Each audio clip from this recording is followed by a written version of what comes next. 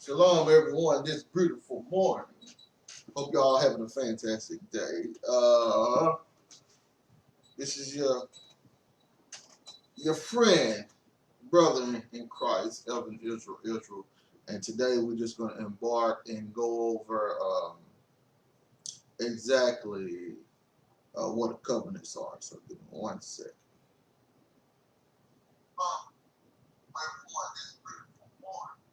All right, so we got right here. So now we're just going to go over what covenants are because for some reason people have a reason to misrepresent the law of Moses dealing with that covenant and try to throw it into the new covenant, etc.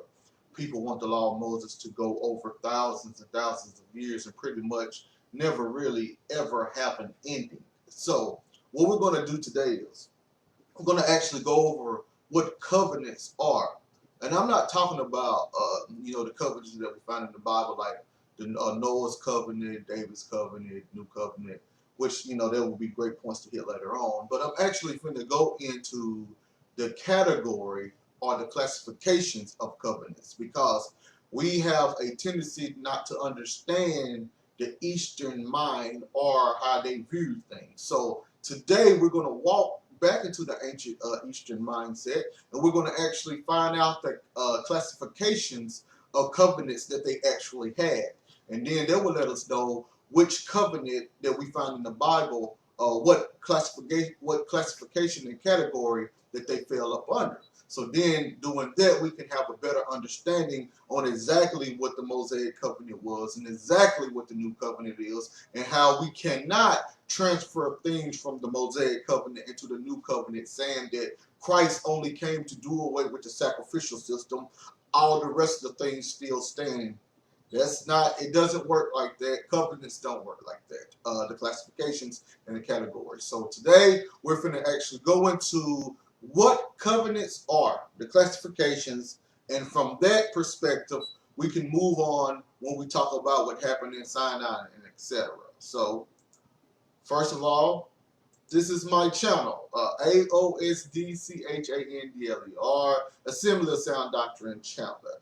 As you can tell, I only have 117 subscribers, so if you could, please share and subscribe if you have not. A lot of people don't like the content that I bring out because I tell the truth. I'm not here to tickle your ears, and I'm not here to tell you narratives that you learned from Catholicism that was passed down to your congregation or your camp. I'm here to actually tell you 100% what the Bible says. And big shout out to my mentor, Mr. William Bell, that have helped me see the light. So now,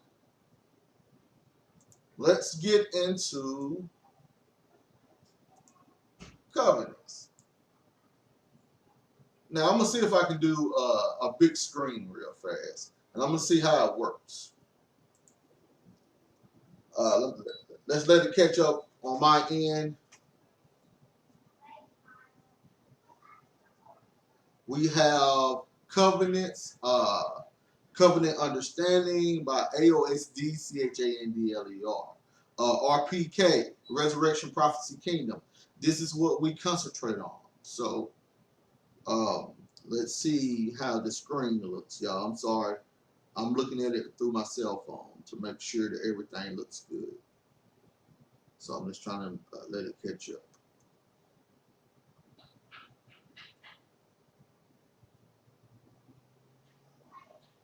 So hold on, give me 1 sec.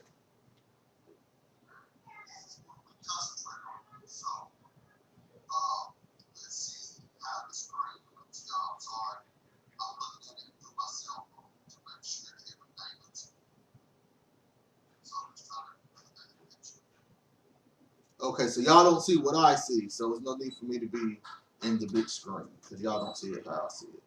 So let me go back to the small screen now. Okay, so now covenant understanding, AOSD-Covenant, RPK, Resurrection Prophecy Kingdom. So first thing first, we're going to go over what covenants actually are. The biblical words most often translated covenant, and y'all, this is going to be, and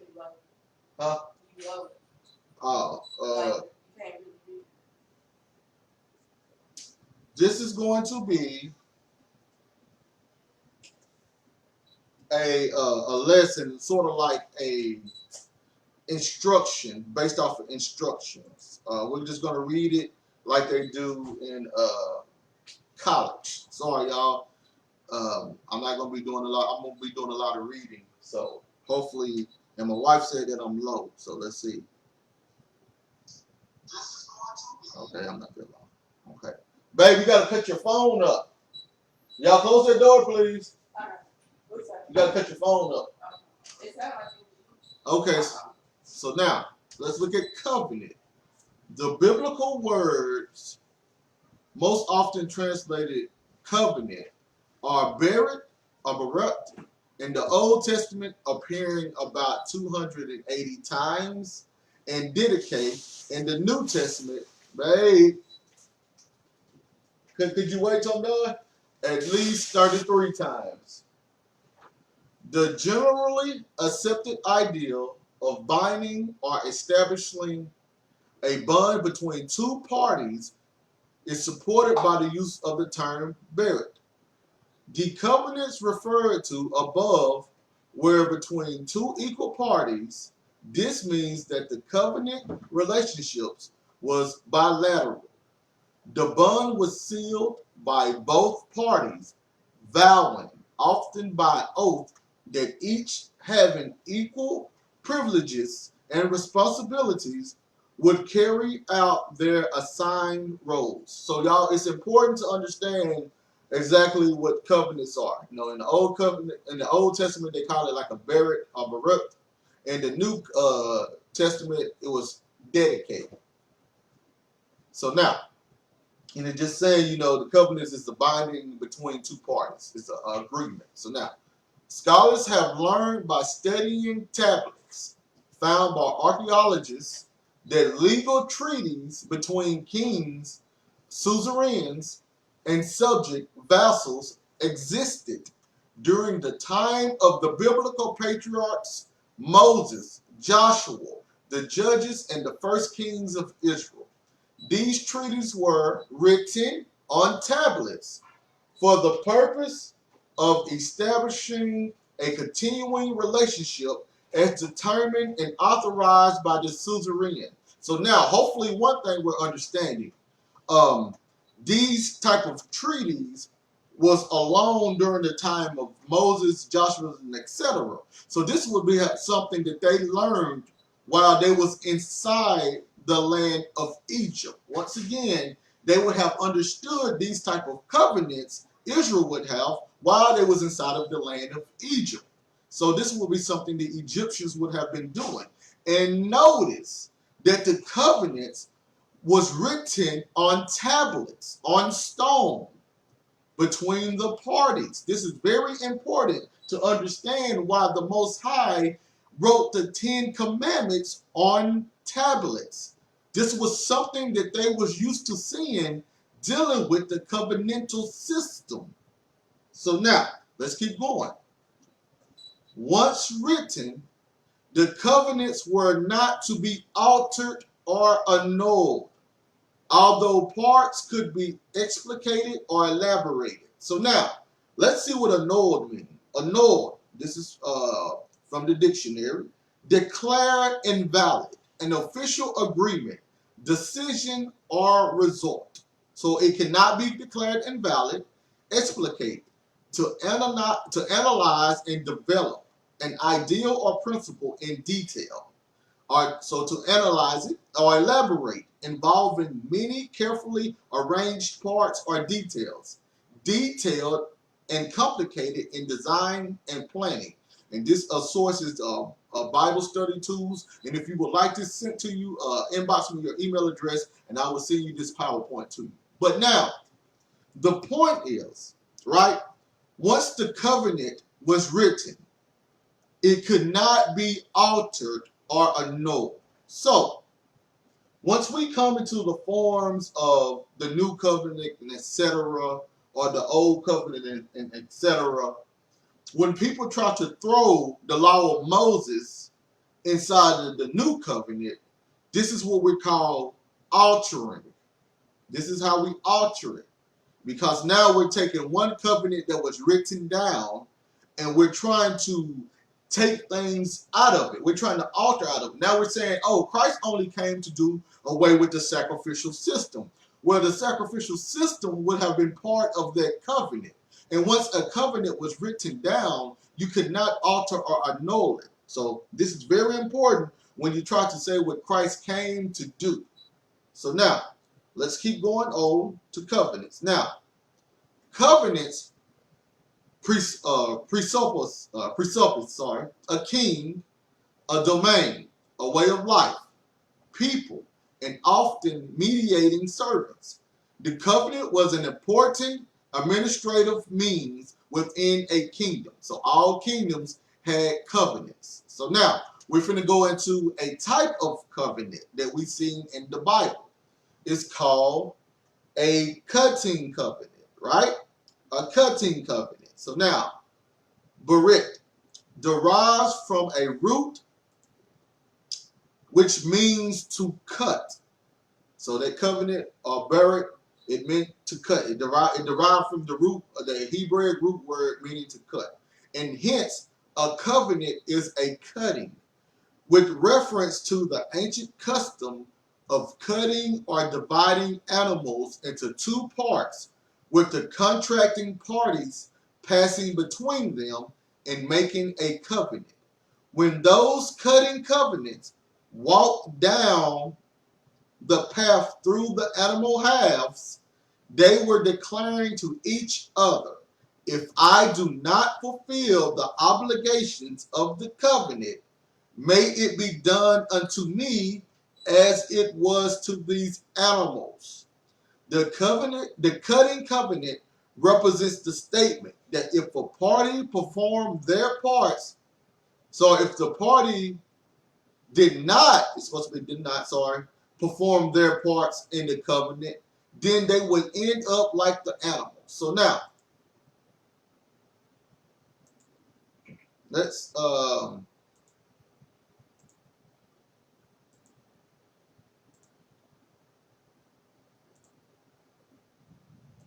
take a look real fast.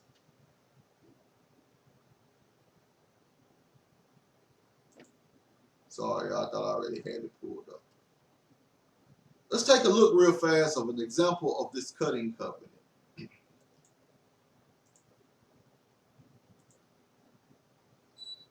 All right, so now, the example of the cutting covenant.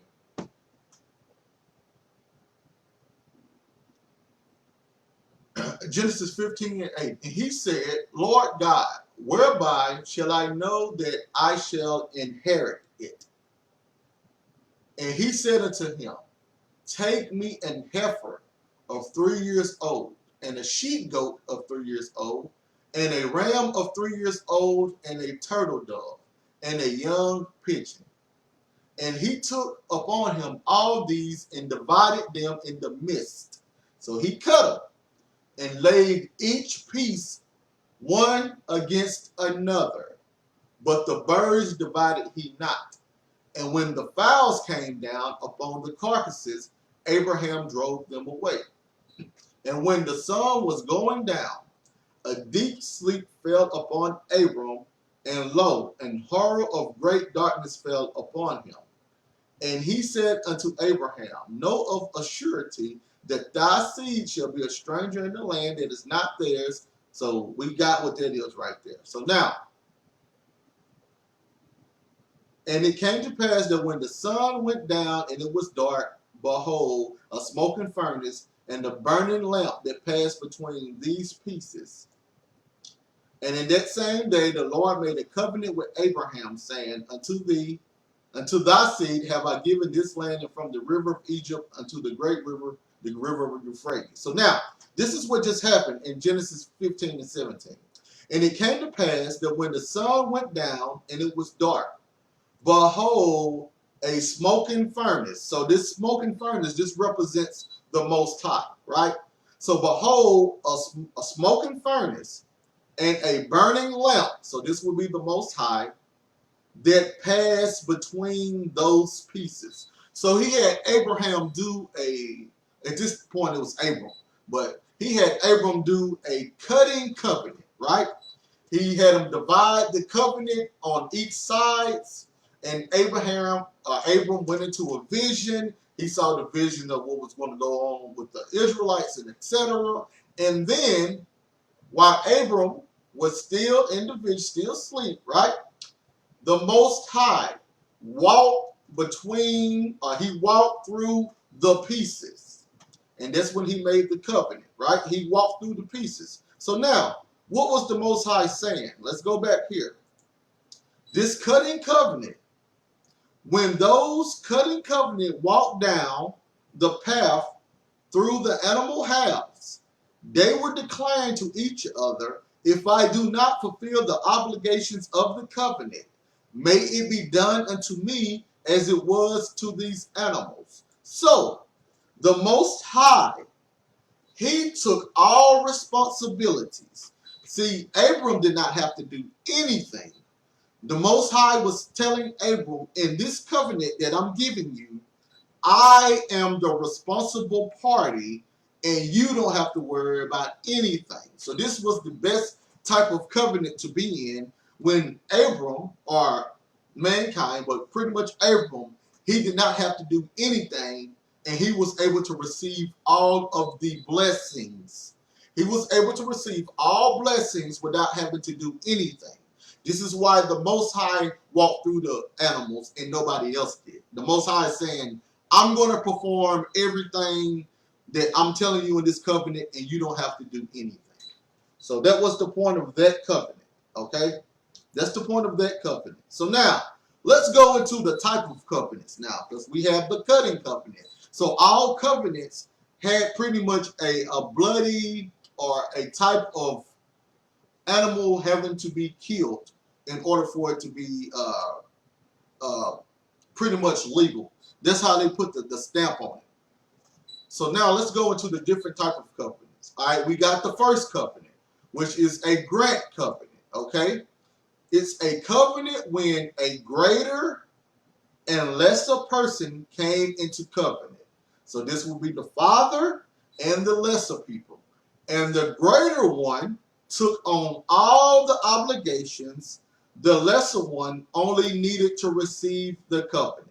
We actually saw this with what we just read in Genesis dealing with Abram's covenant. The greater one took on all the obligations, and the lesser one needed to do nothing in order to receive the covenant. Okay, so now let's go to the second covenant. So we got a grant covenant. The second one is called kinship covenant. And this is what we see today dealing with marriage. A covenant when two equal parties came together, as in a marriage. Each party took on a small list of obligations in the covenant. This type of covenant had a small set of obligations that was very evenly divided between the two parties. A kinship covenant was also referred to as a parity covenant or a parity covenant. So now we have a grant covenant where the lesser person is doing all of the work. The greater person is doing all of the work. The lesser person has to do nothing in order to receive it. Then you have a kinship covenant when two people are coming like equal parties, and they both are obligated to do the rules of the other. So this is more like what we have today in a marriage contract. And now you have a vassal covenant. A covenant when a greater and lesser person came into covenant based on the greater one's ability to destroy the lesser one. Instead of destruction, the greater one offered the lesser one safety in exchange for the ability to collect taxes and tributes, take slaves, and so forth. Typically, this happens when a king conquered a nation and offered the people of that nation their lives in exchange for a level of servitude to his harsh rule. As a result, in this covenant, the greater person had all the power, and the lesser person had to fulfill a large number of obligations. A vassal covenant was also referred to as a suzerain covenant. So now, every covenant that you read in the Bible is going to fall under one of these categories. It's either going to be a grant covenant, a kinship covenant, or a vassal covenant. Okay? Only a grant covenant, kinship covenant, or a vassal covenant. So you can't make your kinship vassal grant. Okay? You can't make one covenant be all three. And this is the problem what people have with the law of Moses or that covenant given in Palestine. They try to make it have all of these into one. You can't do that. It's impossible to do that. Covenants don't work like that. So now, let's go to the grant covenant. Okay, let's go to a grant covenant. And I'm going to read it again. Grant covenant. A covenant when a greater and lesser person came into covenant, and the greater one took on all the obligations, and the lesser one only needed to receive the covenant. The obligations of the covenant rest predominantly with the superior party, who freely accepts responsibilities toward the inferior, usually in response to the inferior's faithfulness or other meritorious qualities. So now we have that superior party, right? He looks at the inferior's faith and merits and say, hey, you have been faithful. I see your merits. I see your work.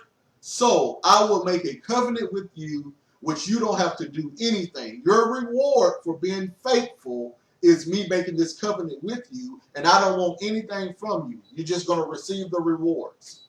This is the best type of covenant to be in, everybody. So now, God came to Noah and made with him promises that he would fulfill without any stipulations on his part. So now, let's read Noah, Genesis 6, 8 through 9. But Noah found grace in the eyes of the Lord. These are the generations of Noah. Noah was a just man and perfect in his generations, and Noah walked with God. Notice, Noah did not have to do any of the law of Moses, which will be in the vassal covenant. He did not have to do anything. He was based off of his merits, off of his faithfulness, off of how he did things. That was counted toward his righteousness. And since he was righteous, the only righteous one out of that generation, the only perfect one, the Most High made a covenant with him. So now, Genesis 6, 18 and 22. But with thee will I establish my covenant, and thou shalt come into the ark, thou and thy sons and thy wife and thy sons' wives with thee. 22. Thus did Noah, according to all that God commanded him, so did he. So now, Moses did the things that the Father commanded him to do. Not written on stones, not written on tablets, not blessings and curses, none of that stuff. The Father told him to do something and he did it. This is how real commandments work. People look at the law of Moses under that vassal covenant and think that this is how the Eastern world viewed all covenants. All laws, statutes, and commandments was not written on stone, and not all of them had blessings and curses. Most of them only had blessings. It depends on the type of covenant that you was with. So because one covenant had laws, statutes, and commandments, it's not saying that the rest of them had the exact laws, statutes, and commandments. That's not how covenants work. And when people see the words laws, statutes, and commandments, they automatically group them under the law of Moses, like the law of Moses is what the law, statutes, and commandments was for every covenant. It doesn't work like that. So now, let's keep going. Genesis 8 and 20. And Noah builded an altar unto the Lord, and took of every clean beast and of every clean fowl, and offer burnt offerings unto the Lord. Genesis 9:15. And I will remember my covenant, which is between me and you, and every living creature of all flesh, and the water shall no more become a flood to destroy all flesh. So now we see the great covenant. Noah didn't have to do anything except be righteous and faithful, and he received the covenant. Okay? And then he sealed the covenant with a sacrifice. This is how all covenants are sealed, with a cutting. All covenants have cutting covenants. So now, let's go to another grant covenant. And I'm not going to read what the grant covenant is again, but now, bless me. God came to Abraham and made him promises that he will fulfill without any stipulations on his part. So now, Abraham, Genesis 15:6. And he believed in the Lord, and he counted it to him for righteousness. So now, what all did Abraham have to do in order to receive a covenant? The only thing Abraham had to do was believe on the Lord. Point blank, period. The Most High saw his faithfulness, and he made a covenant with him. This is called a grant covenant. When the superior makes a covenant with the inferior, and the superior has to do all the obligations, and the inferior has to do nothing but receive the covenant, and it's based off of faithfulness. So now, Genesis 5:18, and in that same day, the Lord made a covenant with Abram, saying, unto thy seed have I given this land, from the river of Egypt unto the great river, the river of Euphrates. Genesis 17:4. As for me, behold, my covenant is with thee, and thou shalt be a father of many nations. Genesis 22:16-18. And said, by myself I sworn, said the Lord, for behold, thou hast done this thing, and hast not withheld thy son, thine only son, that in blessing I would bless thee, and in multiplying I would multiply thee, as the stars of heaven, and as the sand which is upon the seashore.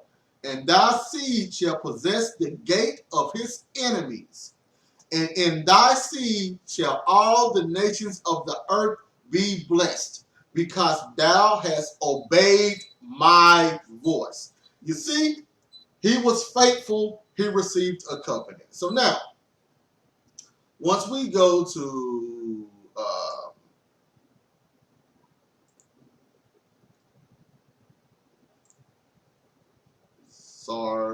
let's see,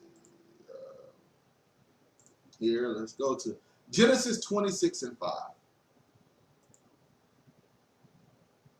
Look what it says about Abram. I want to start at 26:3.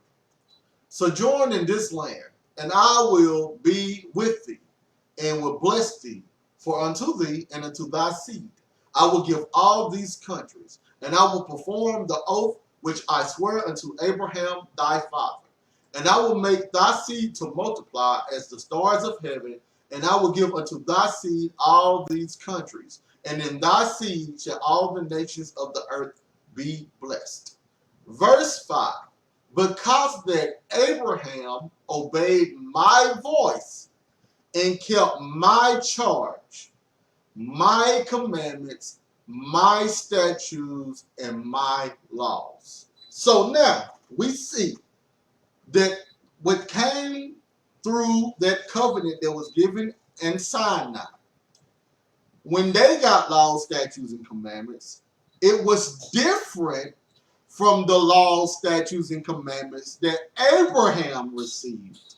So once you see the words laws, statutes, and commandments, it's not automatically telling you to go to the law of Moses and pick out the laws, statutes, and commandments. No.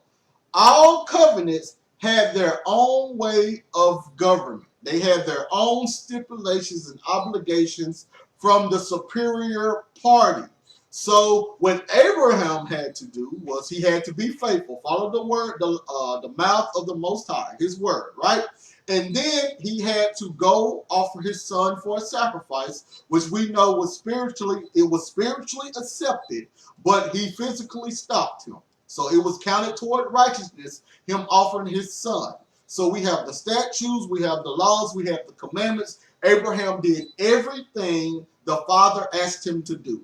These laws, statutes, and commandments is not the laws, statutes, and commandments given to Moses. A totally different set of rules and regulations from the superior authority. So no, every time you see the words laws, statutes, and commandments, it depends on the covenant. Okay? So in the New Testament, when Christ said, follow those who love me, keep my commandments. He's not talking about the superior commandments he's not talking about the commandments that was given in the vassal covenant from the superior authority. He's not talking about those commandments that Moses received. Once again, he's not talking about the commandments that Moses received, because Moses received it in a covenant under a vassal. And we're going to see vassal in a minute, from kinship to vassal. Moses received that type of commandments. Christ was talking about the commandments dealing with the new covenant, which was more of grant. So you can't take a grant covenant with its laws, statutes, and commandments and try to make it be in the vassal covenant dealing with its laws, statutes, and commandments. So this is what we're doing. We're opening up the New Testament and trying to make everything point toward the law of Moses, which is impossible for it to do, because that's not how covenants work. And the people back then in the Eastern world actually understood this. So now, let's keep going.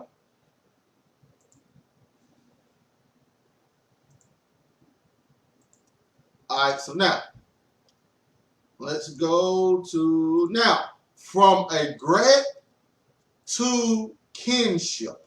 So now we're going to see when the covenants left from a grant covenant and how it entered into a kinship covenant. So now, the grant. Exodus 19, 3-6. And Moses went up unto God, and the Lord called unto him out of the mountain, saying, Thus shalt thou say to the house of Jacob, and tell the children of Israel, Ye have seen what I did unto the... Y'all quiet down. Sorry, y'all. Give it 1 sec.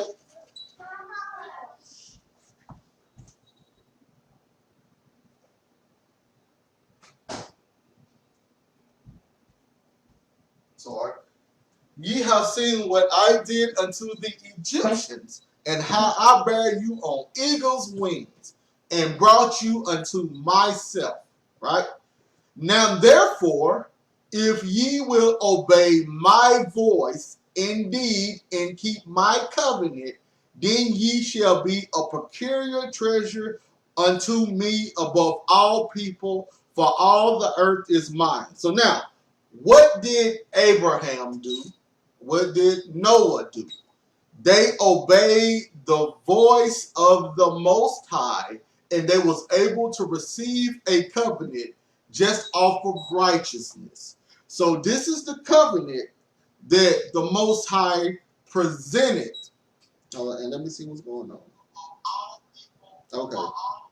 So this is the covenant that the Most High presented to Israel first. He presented a grant covenant. All they had to do was obey his voice.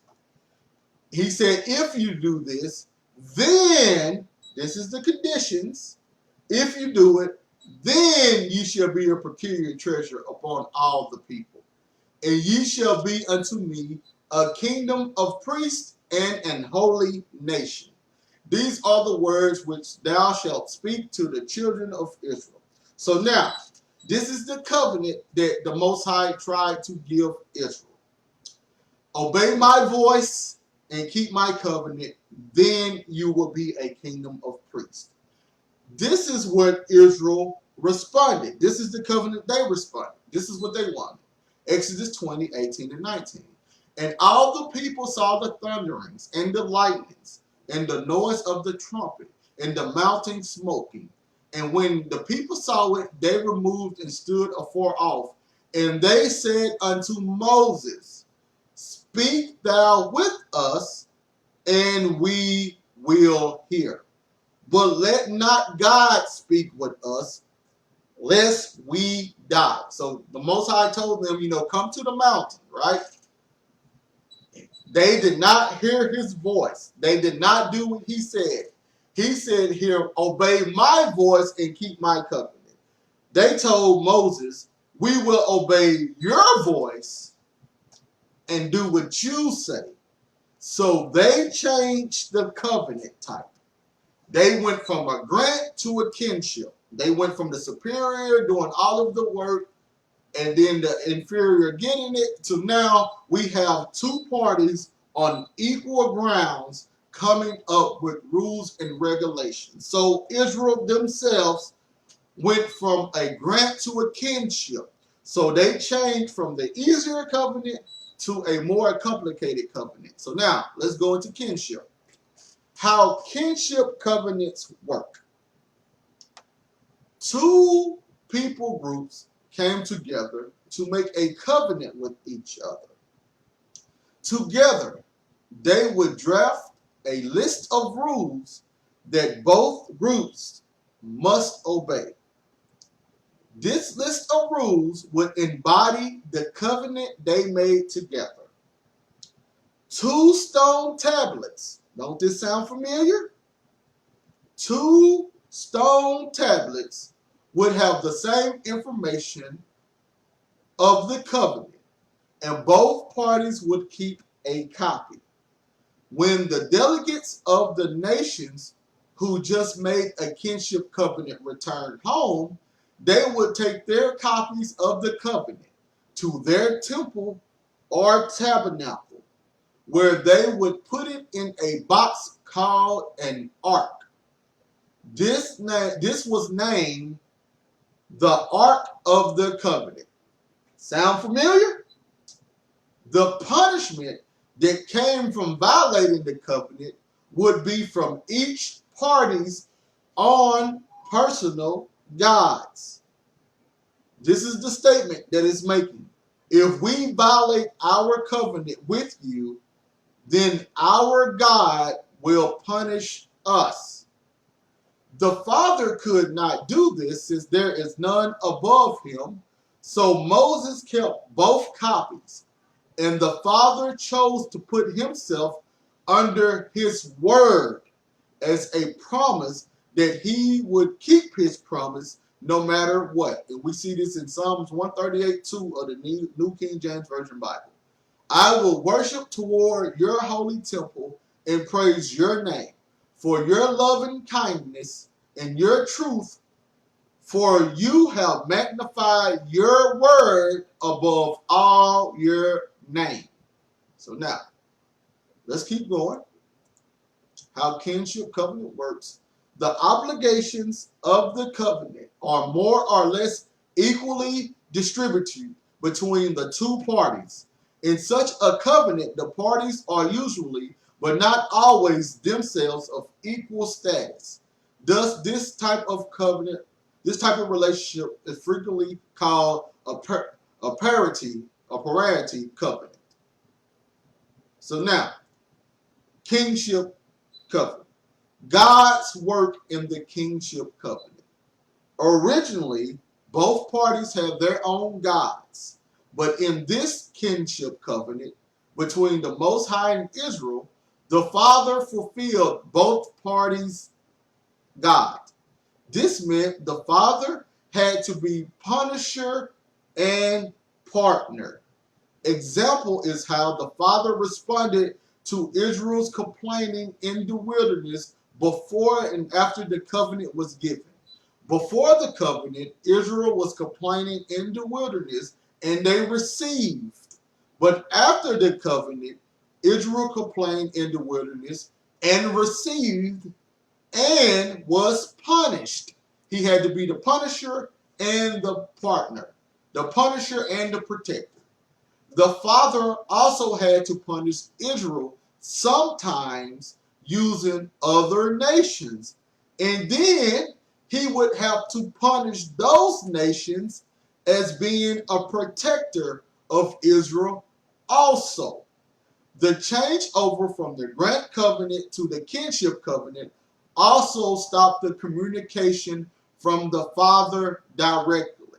The father wanted to speak with Israel as a corporate, but Israel chose a mediator. So that is who the father chose to speak through. So now, this is the problem what was going from a grant to a kinship. So now, the father had to be the protector, the partner, and the punisher. So now, when Israel violated, he had to punish Israel. So he sent the other nations. But then, as being a protector, he would then have to punish those nations for violating Israel. So this is the situation that Israel put the father into. The father wanted to represent his loving nature, but he could not, dealing with this type of covenant. Dealing with these type of covenants, he had to be punisher and protector. And this is the problem. Israel never got it right. So if the father never made a new covenant, he would have to continuously uh, punish and protect. Punish and protect. Punish and protect. So it would have been a continuous war, one after the other, based off of Israel's obedience or disobedience. This is how the nation of Israel affected the whole world. Because when Israel had to be punished, the father brought other nations. And then when Israel had to be protected again, the father had to bring his wrath upon those other nations. So it was too much, that's not what the father wanted anyway. He never wanted that. People who's worried about bloodline don't understand the covenants. But anyway, let's keep going on.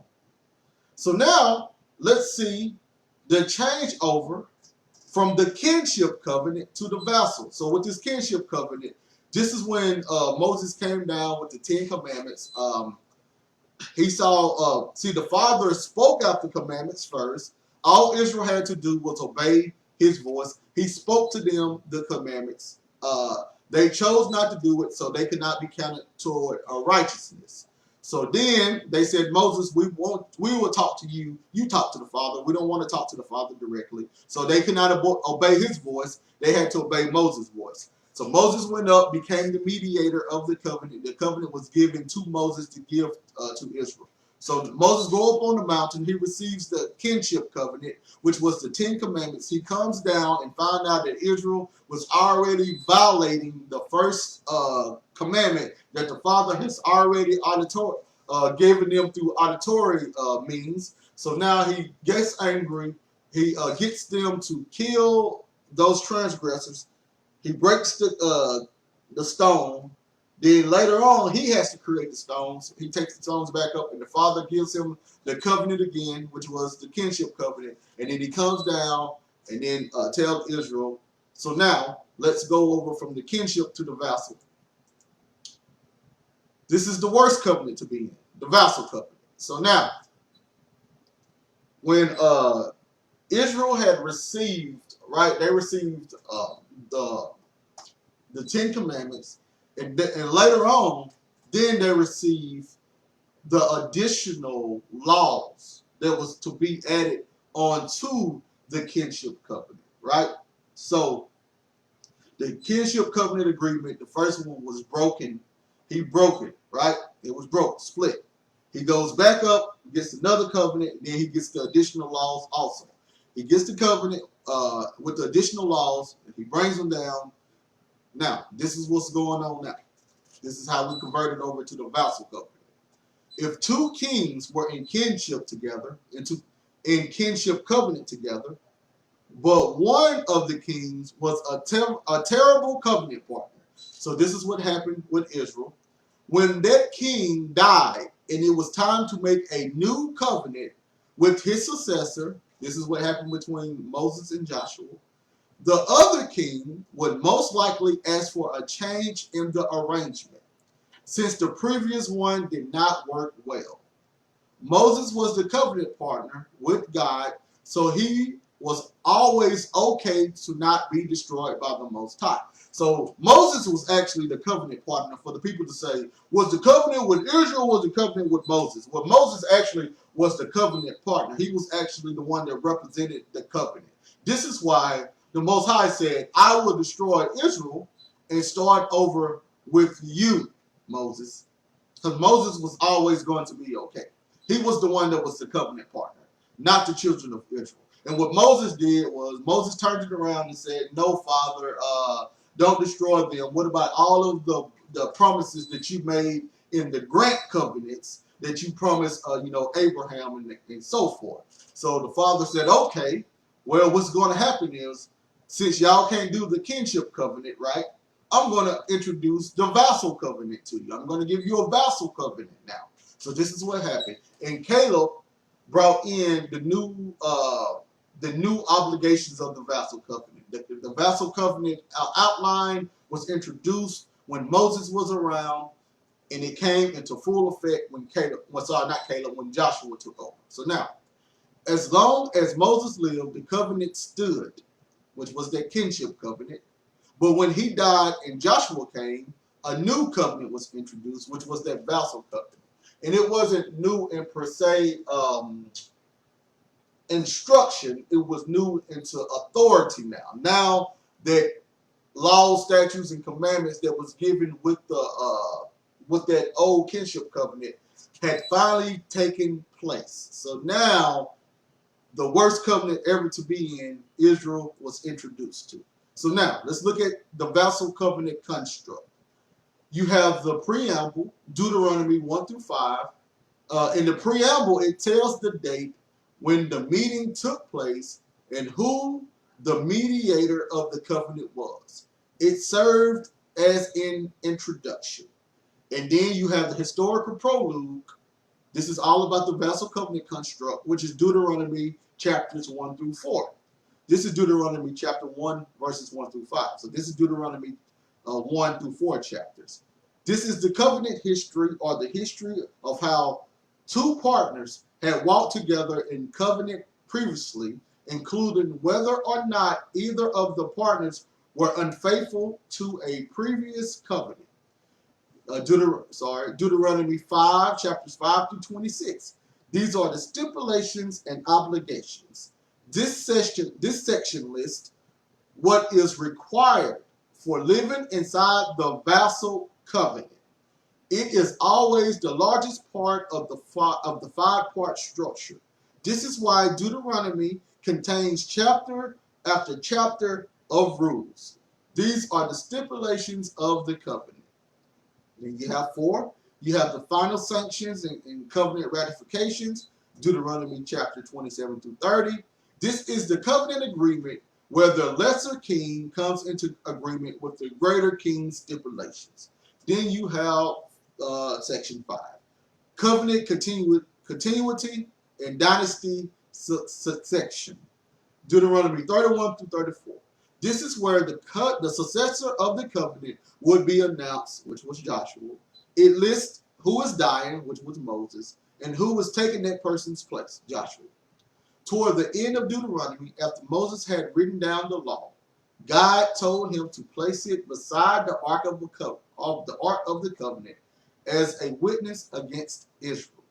It was an addendum. The original covenant was a kinship covenant, but the adding of the law changed the covenant to a vassal arrangement. So now we see that first he has the law, the covenant, and I might have said it in the wrong order earlier, so if I did, I'm going to correct it now. He started off with the kinship covenant, dealing with the 10 commandments, right? He breaks the 10 commandments, and then later on, he comes back down with the new 10 commandments. Then after that, after the part of showing that they couldn't do the Ten Commandments correctly and the Most High is wanting to destroy them, the Most High then introduced them into the vassal covenant, in which Moses actually had to write down, and it came in effect after Moses died. Moses had to die in order for that vassal covenant to come into effect, which is what Joshua had going into the land. So now, hopefully that introduced your understanding to what covenants are, and we're going to hit something in just a second. And dealing with the ancient vassal covenants, they found some archaeological evidence that showed that the Hittites went through the suzerain or vassal covenant phase. So this was something already established before Moses, before the Torah was written. This was Old Eastern understanding, and this is why the ancient Eastern people understood these different types of covenants. So now let's go through it. The ancient vassal covenant example. This is a Hittite suzerain treaty that they found in archaeological evidence. Dates back before the time of Moses. The suzerain king, the conquering king, overlord, desire is to maintain peace or submission. The overlord, the superior king, he rules over nations, he conquered nations. So now, in order to maintain the peace of the nations he conquered, he had to create this type of treaty. So now, the vassal king is the defeated king or smaller ruler, the lesser party. His desire is for security and prosperity. The treaty designed to inspire submission and trust in the vassal. So the vassal looks to the king that defeated him for security and prosperity, and the king that defeated him looks to the vassal for submission. So they both work hand in hand. So this is what happened. This is an order. Remember, the suzerain king is the superior, the vassal is the inferior. So now, this is the relationship terminology dealing with covenants, especially the vassal covenant. To know, used in a sense of acknowledging the rightful position of the overlord. So to know is a covenantal term. Once again, to know is a covenantal term. To fear describes the reverence and allegiance due to the overlord. To fear is a covenantal term. To love describes the ideal relationship between a king and his vassals, between the superior and inferiors. To love is covenantal terms. To know, to fear, to love. All covenantal terms, right? So now let's keep going. This is the treaty outline, preamble, historical, perspective, rules and stipulations, blessings and curses, witnesses, succession arrangements, and this is outlined in the book of Deuteronomy. Did people understand that the book of Deuteronomy itself is actually the covenantal arrangement dealing with the vassals? So now, preamble. The overlord and the vassal kings are identified, and the overlord is praised. Deuteronomy 1:1-5.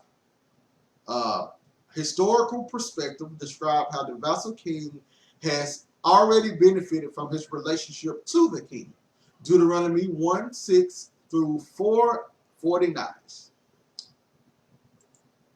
Rules and stipulations outlines the responsibilities of the vassals of the inferior party. Deuteronomy 5:1 through chapter 26:49. Then you have the blessings and curses.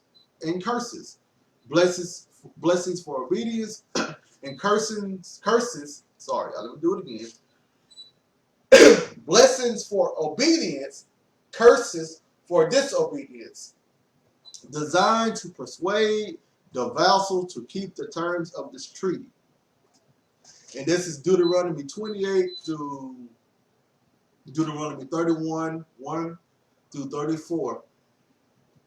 Sorry, Deuteronomy 31:1 through Deuteronomy 34:12. Then we have the succession arrangements designed to pass the treaty relationship on to the next generation. Deuteronomy 31 and 1 through 34 and 12. And then we got about the witnesses. Normally, gods would be called in to witness between the vassal and his overlord. What would Moses do since no other gods will be acknowledged? The natural world serves the purpose. Deuteronomy 4:26, Deuteronomy 30 and 19. When he said, I call heaven and earth to witness. This is the witnesses that deals with the covenants. And this is one of my reference. Once again, if you would like this PowerPoint, email me and I will send it to you. So now, we see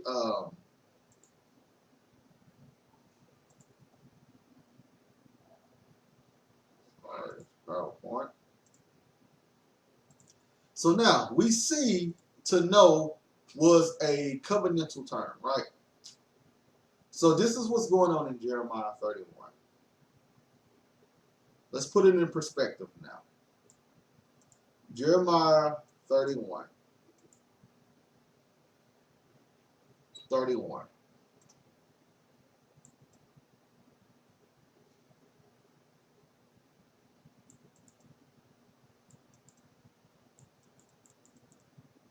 The new covenant. Behold, the days come, said the Lord, that I will make a new covenant. So first of all, he's not talking about making a new vassal covenant, right? With the house of Israel and with the house of Judah. Not according to the covenant that I made with their fathers in the day that I took them by the hand out of the land of Egypt, which by covenant they broke, although I was a husband unto them. Remember, husband. This is a kinship covenant. So it's not going to be according to the kinship covenant. I made unto them, said the Lord, but this shall be the covenant that I will make with the house of Israel. After those days, said the Lord, I will put my laws in their inward parts and write it in their hearts and will be their God and they shall be my people. So now, Israel has nothing to do now. They don't have any obligations. The Father is doing all of the work. So he's putting them right back into a grant covenant. He's taking the kinship covenant away, and he's putting them right back into a grant covenant where Israel don't have to do nothing. And look what it says. And they shall teach no more every man his neighbor and every man his brother. What's happening? Israel will not be obligated to do anything to be in this covenant. They don't have to do anything. They are receiving the covenant without having to worry about doing anything, but following his word, being righteous. So he's leaving the kinship. He's leaving the vassal, and he's bringing them right back to a grant covenant. The same covenant that Noah and Abraham had, he's bringing them right back to a grant covenant. So now, saying, know the Lord. Remember, we just read. Let's go back just in case. Saying, know the Lord, right?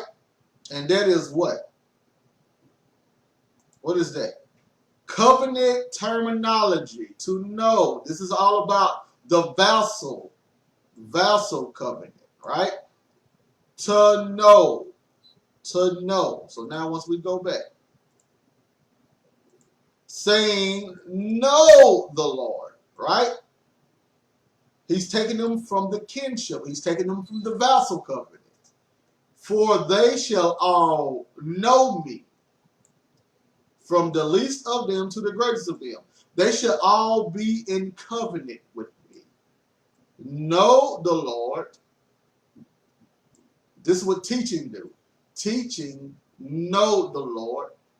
This is dealing with the kinship and vassal. For they all should know me. He's taking them right back to the grant. From the least of them unto the greatest, said the Lord. For I will forgive their iniquity, and I will remember their sin no more. Who's doing the work? The Father. Israel don't have anything to do. Israel have nothing to do, okay? In the grant covenant. The new covenant is a grant covenant. So, For the people that's talking about, Christ came to do away with the sacrificial system. It is impossible, first of all, because that sacrificial system was part of a vassal covenant. And can't no one annul a vassal covenant. So let's go here. Let's go here real fast.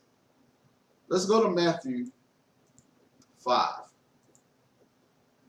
16 through 17.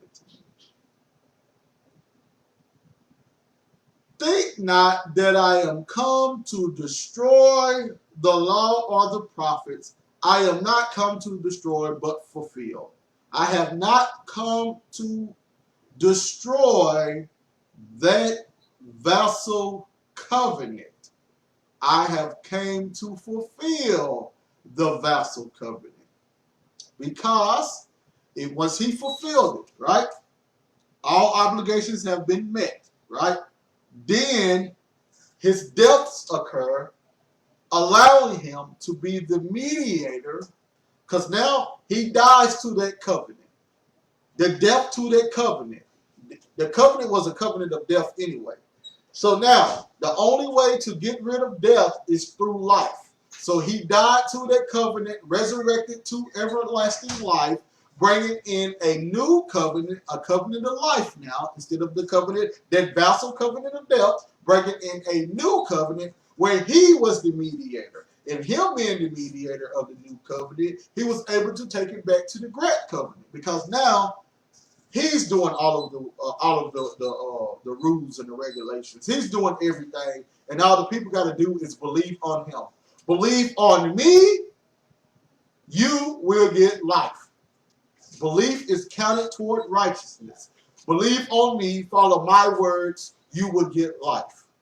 That's all it is. But now, for verily I say unto you, till heaven and earth pass, one jot and one tittle shall in no wise pass from the law, this including the sacrificial system, till all be fulfilled. So in other words, the vassal covenant could not leave until I die, be resurrected, and bring in that grant covenant. This is all he's saying. He's giving them different covenant terminology. So Christ died to the vassal covenant, resurrected to the grant covenant. That was the point. So let's come back to me now. So now, hopefully we understand the point of what the Father was wanting to do. He wanted us in the new covenant under the grant, where he does the work. He does the teaching. He does the writing the law on the heart. He does putting the spirit inside of your body. He does all of that. All you have to do is believe his word, and it will be counted toward righteousness. Now, who was his word? His word was Christ. Believe his word. The word was, in fact, let's just go there real fast. Let's go there. John 1:1.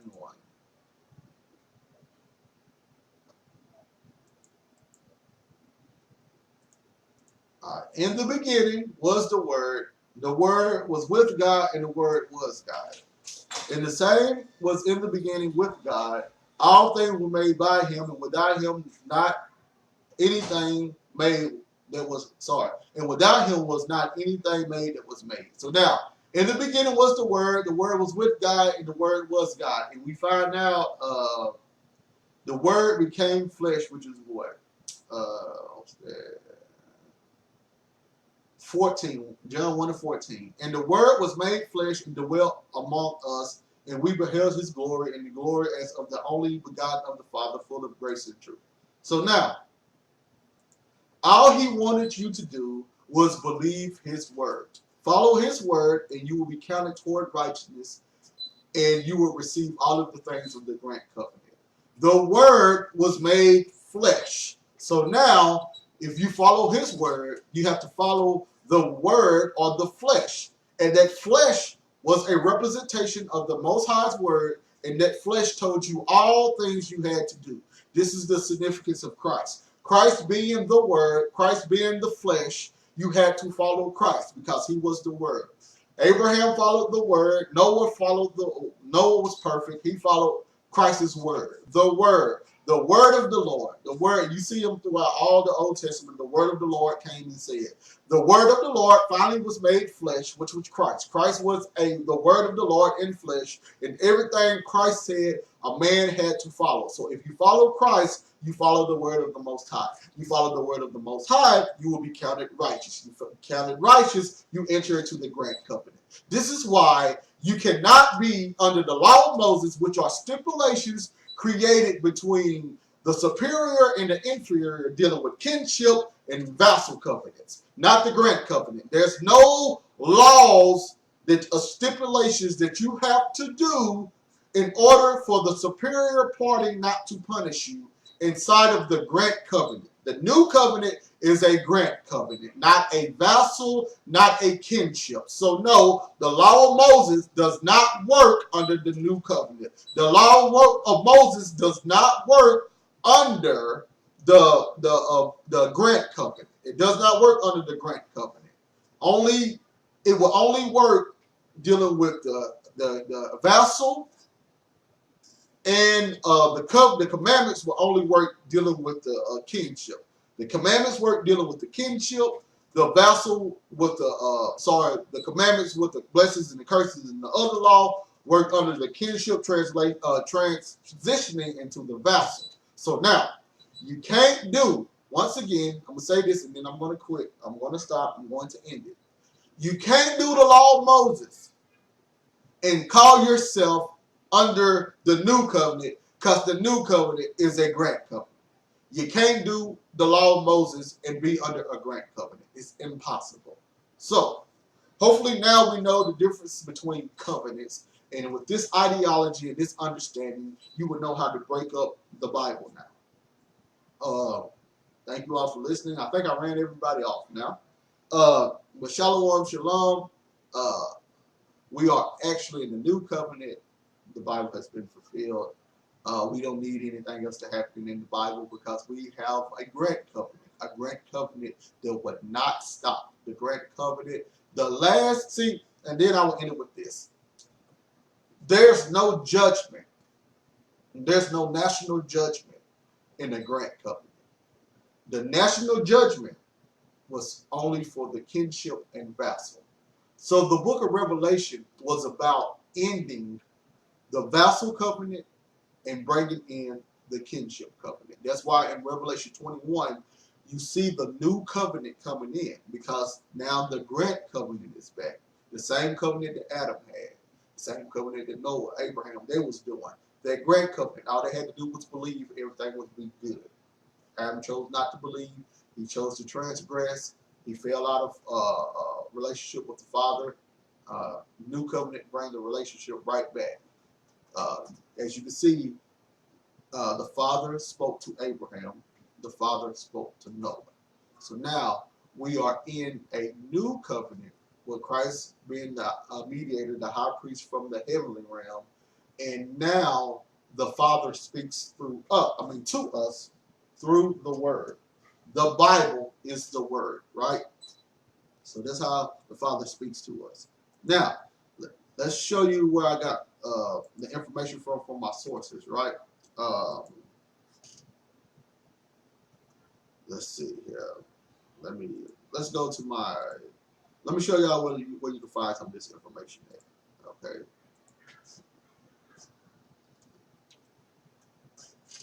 Give me one sec.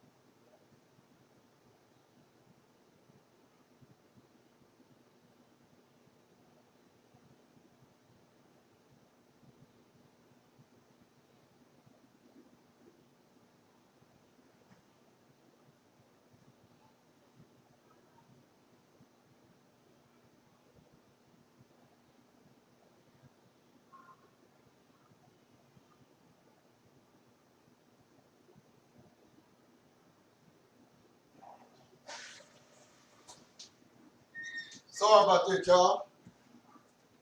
Sorry.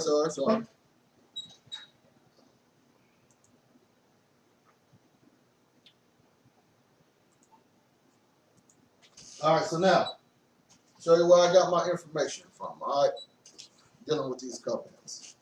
All right, the first book,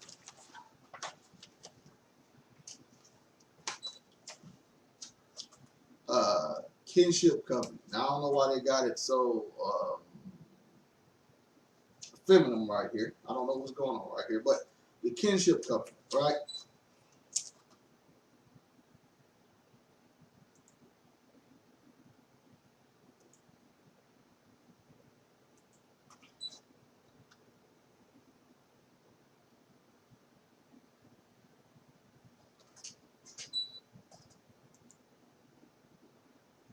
You can get this book right here. I actually got the hardcover. You can get it for $35 on Amazon, right? Let me show you what it looked like real fast. We got that, right?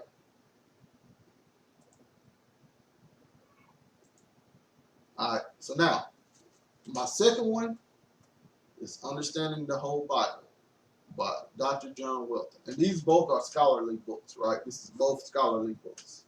So you got Understanding the Whole Bible, right? You can get that.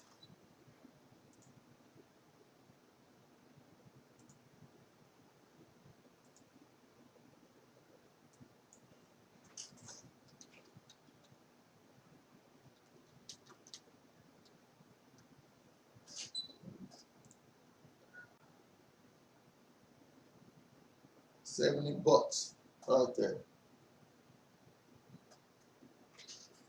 So you can look at that one too.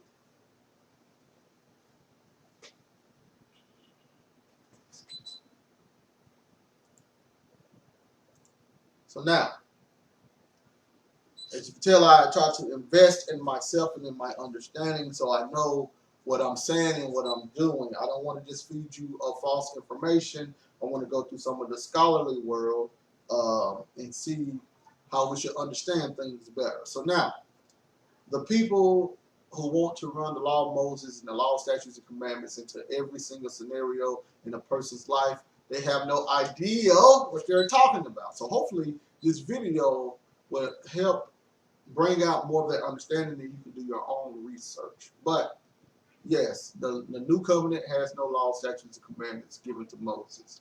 All you have to do is believe on the word, which we have in the Bible, and you will receive your blessings. All right. I think I am done. Thank you all for listening. Love you all. Subscribe to my YouTube channel. If you have not subscribed to the YouTube channel, please do.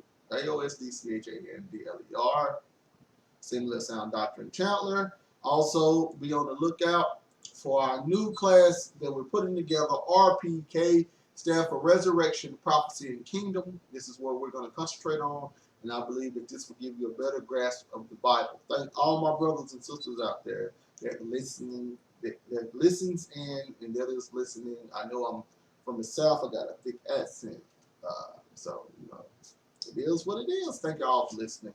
Shalom.